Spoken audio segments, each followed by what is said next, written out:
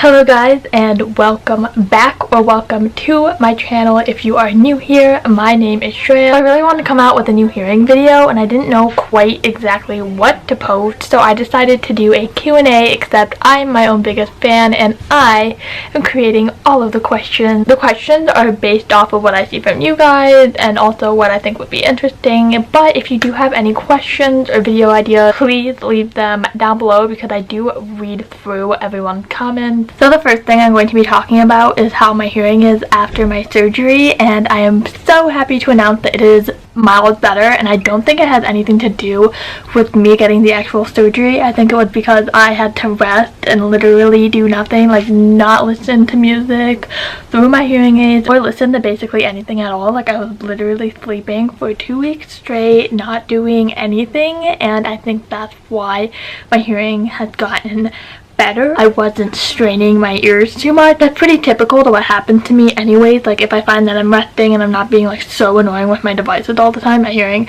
gets better. If you guys are wondering how I know that, my entire life I've been fluctuating like up and down, so I'm really good at being able to tell if my hearing has gotten worse or better. Like if I know it's gotten worse, I'll tell my audiologist before we do the test and then she'll tell me, yeah, it's gotten worse. The next thing I want to talk about is where I get my batteries from, because I think this will be so helpful to everyone wearing hearing aids, and that is Costco.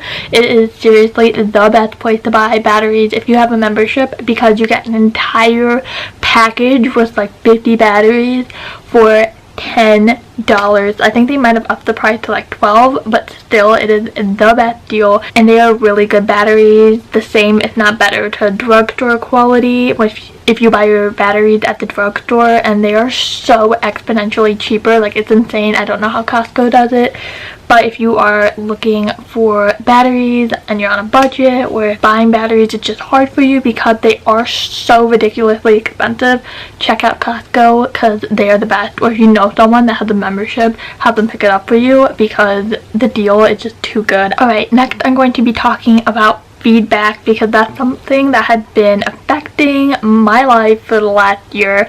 I went through a growth spurt last year. Like every couple months I would grow and grow. So my ears would grow. I don't think your ears ever stop growing, but they were growing at a really ridiculously fast rate, and every couple months I had to replace my mold, and it was terrible because it was just money that I didn't want to spend, and it was just honestly such a hassle. But if you are having uncontrollable feedback and you don't know why and you don't know what causes it, and it's like seriously like terrible, please check with your audiologist because you might be in need of some new molds. And a good way to check and see if you actually do probably need new molds is the smile test, is what I like to call it. You just smile real wide, and if you hear feedback automatically, then it's time for a mold change. Along the same line as hearing aid trouble, if you find that you need to replace your receiver a lot because of moisture, or your hearing aid shut down a lot because you exercise a lot and all the sweat is getting in there. Gross, I know,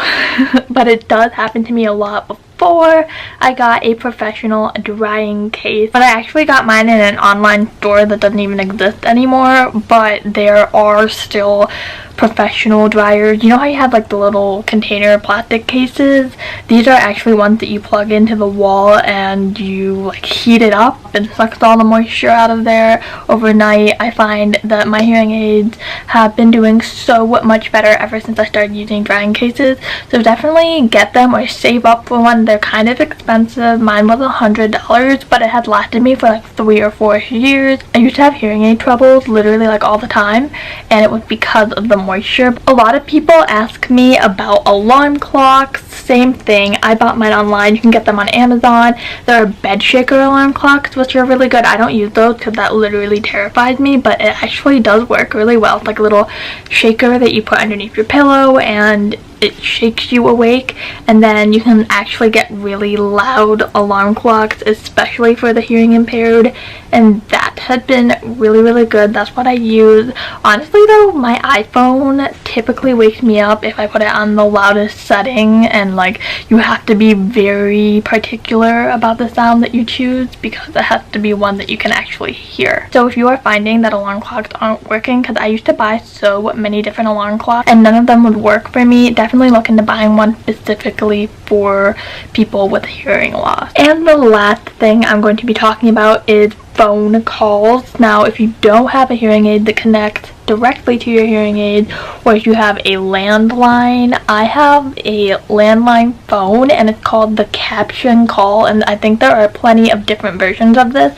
but basically what this is a telephone and it rings along with all your other phones. You just have to have a caption call. Like, we have our regular phones and then we have our caption call, which is connected to the same number, so when someone calls you can pick it up and there is the screen and there's someone on the other end of the line who is listening in on your conversation and typing out everything so you can see what the person is saying. That is really, really helpful. I don't really use it a ton because the people that I do make phone calls with normally are people that I like know really well. I don't typically tend to use it, but it does help a lot if you really can't do phone calls and you don't like phone calls. I love closed captioning with everything. I think it's great. So yeah, that is something that has really helped me. Alright guys, that is the end of this video. I know this was a little bit weird, but I hope this helped maybe some of you guys, and remember to leave suggestions down below.